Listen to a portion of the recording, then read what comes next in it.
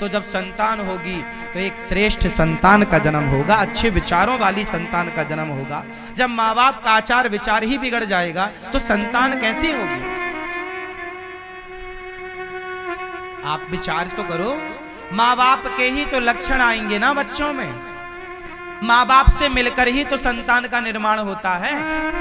बोलो हाँ या ना? तो फिर माँ बाप के जैसे विचार होंगे, माँ बाप में यदि कोई बीमारियां होती हैं तो वो भी बच्चों में आती हैं। पता है आपको, मेडिकल साइंस कहता है कि माँ बाप की बीमारियां कोई हैं तो वो बच्चों में आएंगी। बोलो हाँ, हाँ या ना?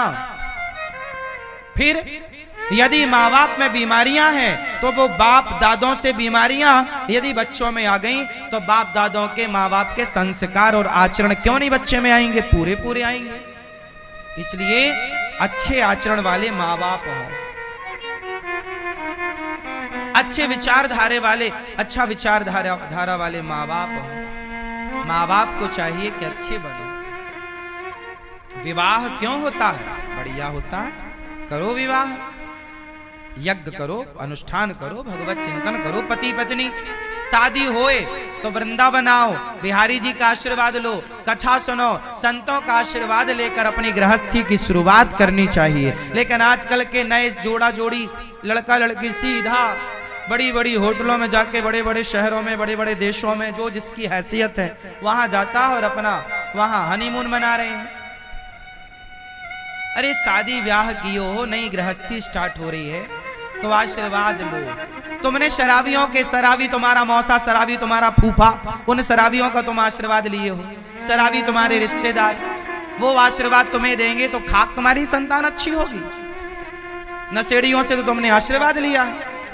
अरे जाओ संतों से आशीर्वाद लो, तीर्थों में आओ, साधुओं से, संतों से आशीर्वाद, भगवान का दर्शन करो। पत्नी पति दोनों जाओ, भगवान बिहारी जी का दर्शन करो, बिहारी जी की परिक्रमा लगाओ, वृंदावन की परिक्रमा लगाओ, गिरिराज जी की परिक्रमा लगाओ और गिरिराज जी से प्रार्थना करो, हे गिरिराज जी हमारा विवाह हुआ है, इस जोड़ी को आशीर्वाद दीजिए और ऐसी संतान दीजिएगा जो राष्ट्र के काम आए, समाज के काम आए। हे प्रभु ऐसी कृपा। अच्छी संतान चाहो तो अच्छी मिलेगी। अब आप लोग तो बस हो जाए कैसी भी, तो आजकल के बच्चे हो तो रहे हैं पर किस काम के हैं?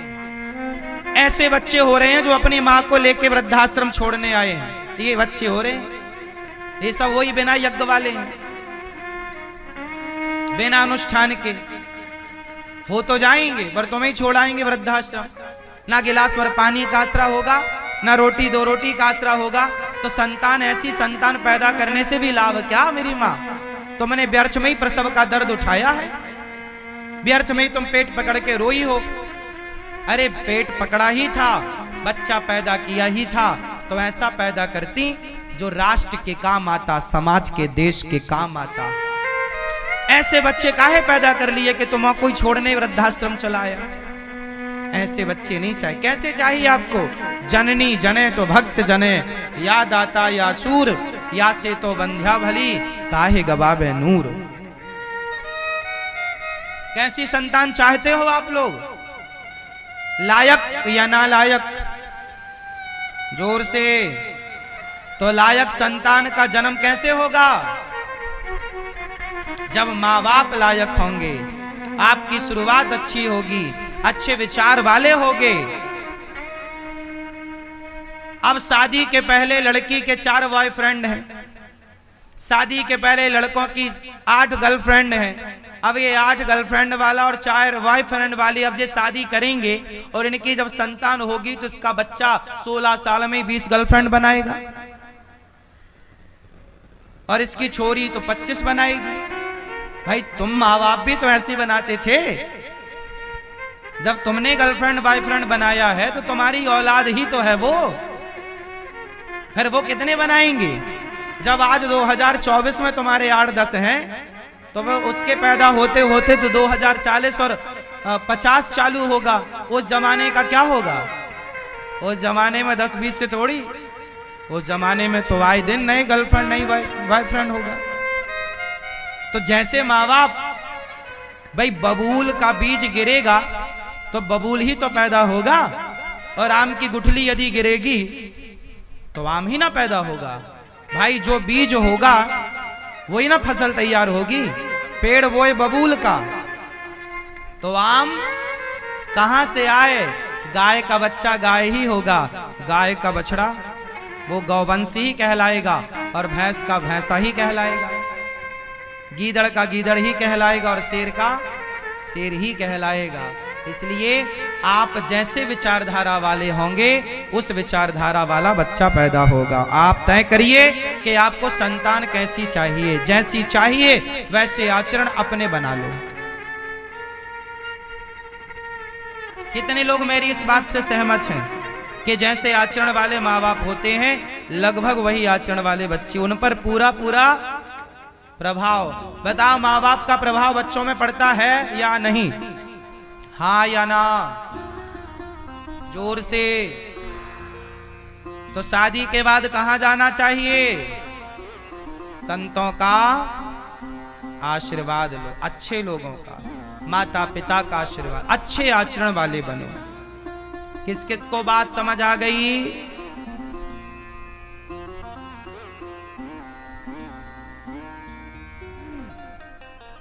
आप में से कितने लोग इस बात से सहमत हैं कि आज शादियों में सबसे ज्यादा लोग शराब पी के आते हैं?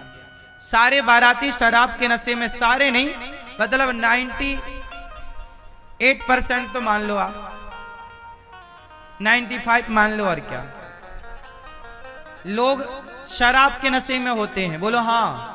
आजकल तो बड़े बड़े शहरों में शादियों में स्त्रियां तक शराब पीती हैं। हाँ या ना? आप लोग पीते हैं? नहीं? मैया आप नहीं? सही बताओ, कभी शराब नहीं पी आप? सहेली तो कह रही थी कि एक बार हमारे संग बैठ के पी रही थी आप। नहीं?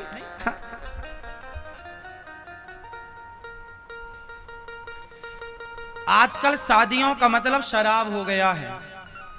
आजकल शादियों में जैसे लोग ना खाना पीने रखते हैं ना, बफर सिस्टम, स्टॉल लगाते हैं सब चीजों का, ऐसे एक शराब का भी अपना होता है, मैंने सुना है। क्या ये बात सही है? शराब का भी एक स्टॉल होता है जहां लोग जाके अपना शराब पीते हैं। शादी में आए हैं, अब ये शराब पीकर वर वधू को आशीर्वाद देंगे। ऐसे लोगों का आशीर्वाद लो ही मत। नालायकों का आशीर्वाद क्या चाहिए? ऐसे शराबी तुम्हें आशीर्वाद देंगे तो तुम्हारी औलाद कैसी होगी? नालायकों का आशीर्वाद भी नहीं लेना चाहिए। क्यों? आप बताओ। आशीर्वाद उनका लिया जाता है जो अपने से श्रेष्ठ आचरण वाले हों, क्योंकि आशीर्वाद जो हमें देते हैं उनका आचरण हम पे आता है। इसलिए माता पिता के चरण छुए जाते हैं ताकि माँ बाप के संस्कार हम पर आए। बड़ों के पांव, गुरु के पांव छुए जाते हैं ताकि बड़ों का आचरण हमारे जीवन में आए, उनकी तरह बने। अब शराबियों के आशीर्वाद से आप क्या बनोगे? आप ही बताओ, विचार करो, कर लो विचार।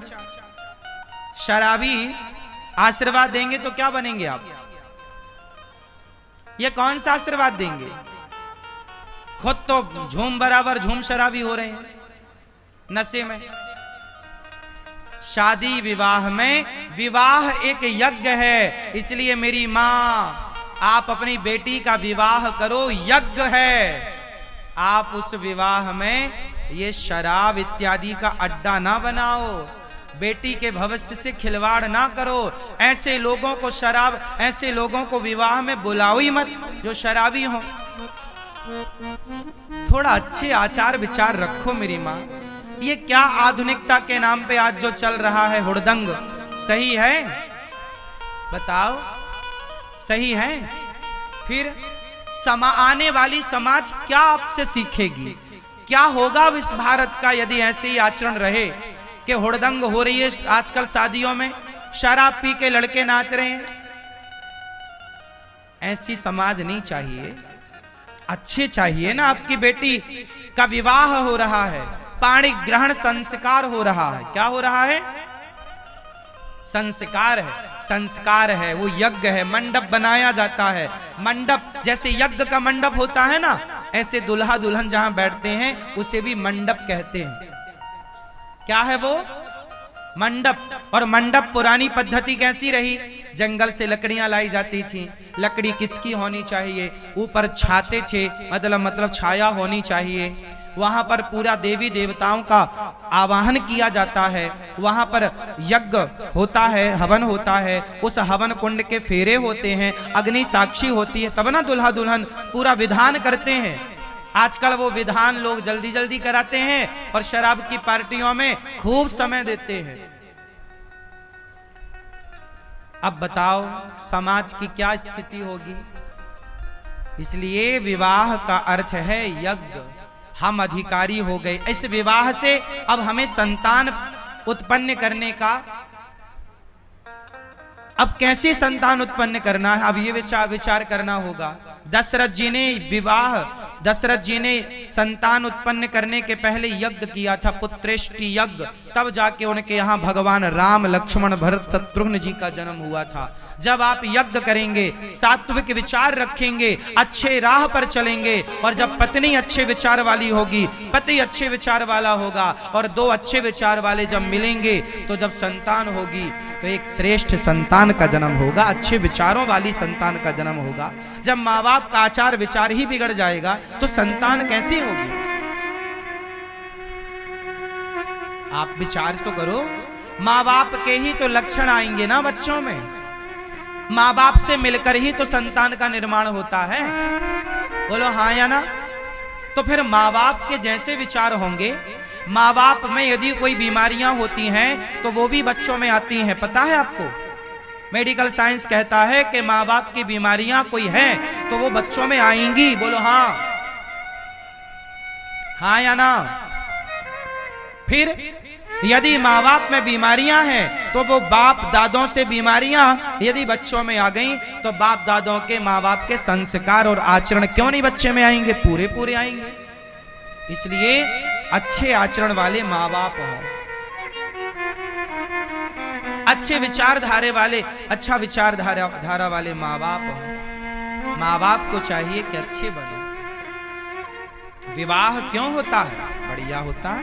करो विवाह, यज्ञ करो, अनुष्ठान करो, भगवत चिंतन करो। पति पत्नी शादी होए तो वृंदावन आओ, बिहारी जी का आशीर्वाद लो, कथा सुनो, संतों का आशीर्वाद लेकर अपनी गृहस्थी की शुरुआत करनी चाहिए। लेकिन आजकल के नए जोड़ा जोड़ी, लड़का लड़की सीधा बड़ी बड़ी होटलों में जाके, बड़े बड़े शहरों में, बड़े बड़े देशों में, जो जिसकी हैसियत है वहां जाता है और अपना वहां हनीमून मना रहे हैं। अरे शादी ब्याह कियो हो, नई गृहस्थी स्टार्ट हो रही है तो आशीर्वाद लो। तुमने शराबियों के, शराबी तुम्हारा मौसा, शराबी तुम्हारा फूफा, उन शराबियों का तुम आशीर्वाद लिए हो। शराबी तुम्हारे रिश्तेदार, वो आशीर्वाद तुम्हें देंगे तो खाक तुम्हारी संतान अच्छी होगी। नशेड़ियों से तो तुमने आशीर्वाद लिया है। अरे जाओ संतों से आशीर्वाद लो, तीर्थों में आओ, साधुओं से, संतों से आशीर्वाद, भगवान का दर्शन करो। पत्नी पति दोनों जाओ, भगवान बिहारी जी का दर्शन करो, बिहारी जी की परिक्रमा लगाओ, वृंदावन की परिक्रमा लगाओ, गिरिराज जी की परिक्रमा लगाओ, और गिरिराज जी से प्रार्थना करो, हे गिरिराज जी हमारा विवाह हुआ है, इस जोड़ी को आशीर्वाद दीजिए और ऐसी संतान दीजिएगा जो राष्ट्र के काम आए, समाज के काम आए। हे प्रभु ऐसी कृपा। अच्छी संतान चाहो तो अच्छी मिलेगी। अब आप लोग तो बस हो जाए कैसी भी। तो आजकल के बच्चे हो तो रहे हैं पर किस काम के हैं? ऐसे बच्चे हो रहे हैं जो अपनी माँ को लेके वृद्धाश्रम छोड़ने आए हैं। ये बच्चे हो रहे हैं। ये सब वही बिना यज्ञ वाले हैं, बिना अनुष्ठान के हो तो जाएंगे पर तुम्हें ही छोड़ाएंगे वृद्धाश्रम। ना गिलास भर पानी का आसरा होगा, ना रोटी दो रोटी का आसरा होगा। तो संतान, ऐसी संतान पैदा करने से भी लाभ क्या मेरी माँ?